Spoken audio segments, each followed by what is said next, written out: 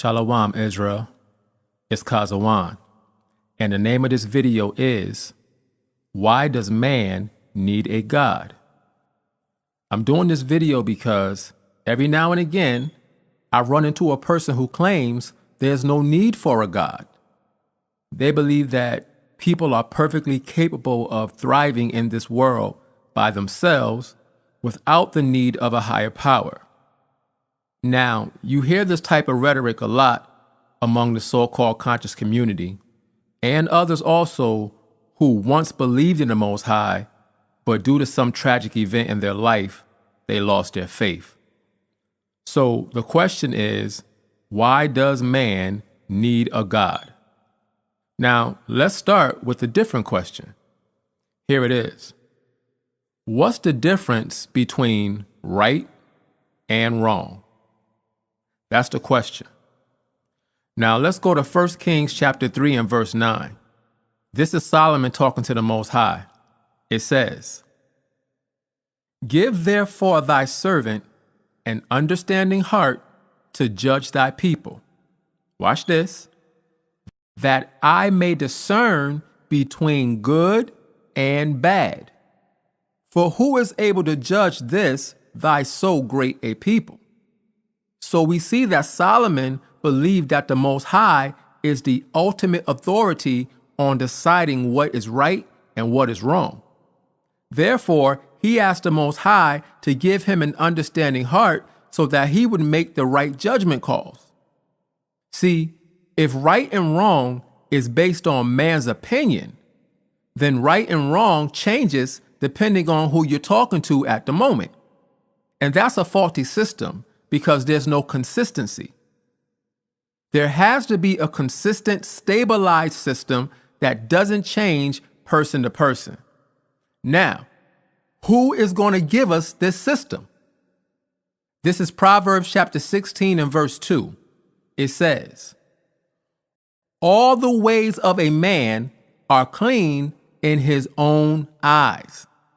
See, man always thinks that he's right. It says, But Yahweh weigheth the spirits. So the Most High knows the true motive behind what everybody does.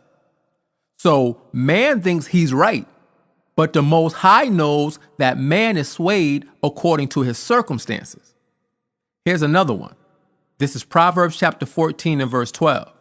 It says, There is a way which seemeth right unto a man, but the end thereof are the ways of death.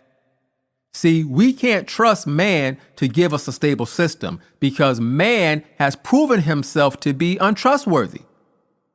Also, something may appear to be right based on the information you have available at the time, but the ending result of your decision may lead to death. Why? Because man only has access to a limited amount of information. However, the Most High sees the whole picture, and therefore his information is reliable and trustworthy. See, the problem is people have turned away from the Most High's moral standard of living. This is Ezekiel 22 and 26. Now, this is the Most High talking. It says, Her priests, Israel's priests, it says, have violated my law and have profaned my holy things. Here it is. They have put no difference between the holy and profane. Neither have they showed difference between the unclean and the clean, and have hid their eyes from my Sabbaths, and I am profaned among them. See, we have violated the law, which is the moral code that the Most High gave us to live by. And as a result of violating that law, the lines have become blurry. So now there's no longer a clear difference between right and wrong. Just look at the world today. Everything that was once considered strange and evil is now considered normal and good. So man can't be the one to establish what is right and wrong because man is shaky and biased depending on the situation. And this is why man needs a God. See, the Most High, he's not going to compromise his position of morality for any reason. He can't be bought, he can't be seduced, and he can't be deceived. That's why we need a God. This is Galatians chapter 6 and verse 7. It says, "Be not deceived. The Most High is not mocked." Watch this. "For whatsoever a man soweth, that shall he also reap." The Most High judges every man according to his actions. Verse 8. "For he that soweth to his flesh shall of the flesh reap corruption." In other words, if you live a carnal life, you're going to get the results of a carnal life, which is death. It says, "But he that soweth to the Spirit shall of the Spirit reap life everlasting." If you live a spiritual life, you're going to receive the kingdom of heaven. It's that simple for the Most High. This is why the Most High gave us his law. Because again, the law is the moral standard of right and wrong. Now, the law by itself won't save you. However, what it does is it establishes the morality of the Most High within those who adhere to it. It gives you a guideline of how to live. So, what if somebody doesn't know the laws of the Most High? This is Romans 2 and 14. It says, "For when the Gentiles, which have not the law," watch this, "do by nature the things contained in the law, these, having not the law, are a law unto themselves." So Paul said it's possible to not know the laws of the Most High and still do what's right instinctively on a basic level. Verse 15, it says, "Which show the work of the law written in their hearts." Here it is. "Their conscience also bearing witness, and their thoughts the meanwhile accusing or else excusing one another." So even without the written law, some people are encoded with the basic morality of the Most High. In other words, they instinctively know what is right and wrong on a basic level because their conscience guides them. However, what's important to understand is that this does not apply to everybody in every area of life. That's not the case for everybody. This is 1 Timothy 4 and 1. It says, "Now the Spirit speaketh expressly, that in the latter times some shall depart from the faith." Watch this. "Giving heed to seducing spirits and doctrines of devils." Verse 2. "Speaking lies in hypocrisy." Here it is. "Having their conscience seared with a hot iron." So these are people who don't have a conscience guided by the Most High. They don't have the basic morality of the Most High within themselves. Now, either it was there at one point and their lifestyle corrupted their conscience to the point that they don't discern things properly anymore, or it was never instilled within them by someone who knew the basic principles of right and wrong. For example, a child is not born knowing that it's wrong to take something that doesn't belong to him. He has to be taught not to steal by someone who knows better because they were taught not to steal. See, it's false to teach that everybody just instinctively knows right from wrong. That's not true. This is Proverbs 22 and 6. It says, "Train up a child in the way he should go." See, a child has to be taught what is right. It says, "And when he is old, he will not depart from it." So what are we supposed to teach our children while they're young and growing up to make sure they understand what's right and what's wrong? This is Psalms chapter 78 and verse 5. It says, "For he established a testimony in Jacob," watch this, "and appointed a law in Israel, which he commanded our fathers," here it is, "that they should make them known to their children." So we're supposed to teach our children the laws of the Most High. Why? Verse 6, "that the generation to come might know them, even the children which should be born, who should arise and declare them to their children." See, the laws of the Most High are supposed to be passed down to every generation. Why? Verse 7, "that they might set their hope in the Most High, and not forget the works of the Most High." Here it is, "but keep his commandments."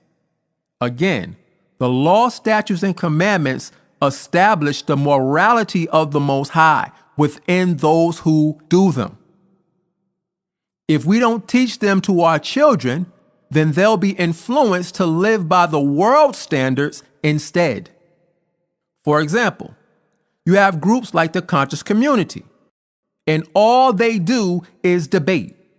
Everything is a debate with them. But the reason they do that is because they have no set common standard. Everything is open to interpretation and based on their personal opinions. So the result of that is a "do whatever you believe is right" doctrine, which leads to confusion. Again, this is why man needs a God, because the Most High takes all the opinions of men and makes them null and void by giving us the final say on all matters. This is Proverbs chapter 19 and verse 21. It says, "There are many devices in a man's heart." In other words, man has many plans in his mind about what he wants to do. It says, "Nevertheless, the counsel of Yahweh, that shall stand." In other words, you can make all the plans you want to make, but at the end of the day, the Most High has the final say-so. Whatever he says, that's what it is. See, again, the Most High gave us the law, which is a common moral standard, so that everything is not open to debate. Why? Because what's right to me may not be what's right to you. And if we don't have a common moral standard, there's no way to determine what is right and what is wrong. Therefore, anything and everything goes, because no one can tell somebody else what they're doing is wrong if they don't have the same standards. This is why man needs a God, because the Most High establishes a moral standard for men to live by that is not up for negotiation. His wisdom is beyond the wisdom of man, and therefore he doesn't need the biased opinion of men telling him what is right and what is wrong. He decides what is right and what is wrong. This is Proverbs chapter 28 and verse 26. It says, "He that trusteth in his own heart is a fool." When a person starts to believe that there is no God, that person is a fool. When a person thinks that their decision-making skills are better than the Most High's, that person is a fool. When a person trusts himself more than the Most High, that person is a fool. It says, "But whoso walketh wisely, he shall be delivered. Whoever walks in the spirit of the Most High will be delivered." This is Jeremiah 17 and 9. It says, "The heart," which is the mind, "is deceitful above all things." Watch this. "And desperately wicked. Who can know it?" You see, a mind that operates outside the morality of the Most High is a ticking time bomb. It's unpredictable. It's deceitful. It's liable to do anything. Why? Because there is no righteous standard preventing it from folly. A person's mind will convince them that they are right, even when they are completely wrong. So how do we make sure that we ourselves don't end up in this situation? This is Proverbs 3 and 5. It says, "Trust in Yahweh with all thine heart." Here it is. "And lean not unto thine own understanding." Remember, there's a way that seems right to a man, but the end thereof are the ways of death. Verse 6, "In all thy ways acknowledge him, and he shall direct thy paths." The Most High knows which direction you need to go. He doesn't have to figure it out. He already knows. Verse 7, "Be not wise in thine own eyes. Fear Yahweh and depart from evil." See, this is how we stay on the right path. We acknowledge the Most High in everything that we do, and we depend on him to give us clear direction. Now, here's another question. Is it wrong to be a serial killer? If you say yes, why is it wrong? Well, it's wrong because the Most High said in his law, "Thou shalt not kill." Now, if the Most High didn't exist, would it still be wrong to be a serial killer? If you say yes, why is it still wrong? See, if you say man instinctively knows that it's wrong to kill, well, that's just not true, because some people are raised to be killers. They were never taught not to kill. The truth is, without the Most High establishing his law, it would not be wrong to be a killer. Because how can you tell a person he's wrong for killing someone if there's no common moral standard saying that killing is wrong? And what gives anybody the right to establish their opinion above another person's opinion? That's why man needs a God, because there has to be a set moral standard. This is Romans 7 and 7. It says, "What shall we say then? Is the law sin? God forbid." Watch this. "Nay, I had not known sin but by the law." So Paul said the law is what showed him what sin is. It says, "For I had not known lust, except the law has said, Thou shalt not covet." You see, Paul said, I would have never known what lust was unless the law pointed it out and showed me that it was wrong. Verse 8, "But sin, taken occasion by the commandment, wrought in me all manner of concupiscence." In other words, sin took the opportunity through the commandment to expose all kinds of wicked desires within me. Before that happened, I was doing all kinds of wickedness, and it all seemed okay to me in my mind. Why? It says, "For without the law, sin was dead." In other words, when I didn't know the law, I was unaware that I was sinning. Sin didn't exist in my mind. I was just living my life. Verse 9, it says, "For I was alive without the law once." In other words, I had a life when I was in sin. It says, "But when the commandment came, when I learned the law," it says, "sin revived and I died." In other words, the law exposed my old sinful life and killed it in the process. Why?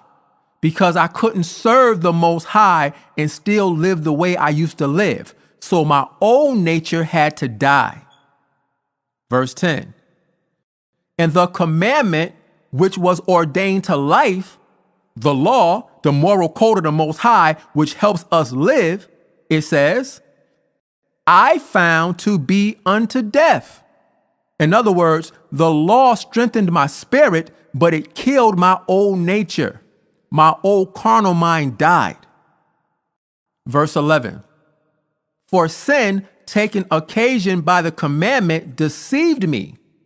The commandment exposed my wickedness. It showed me that I was not trustworthy on my own.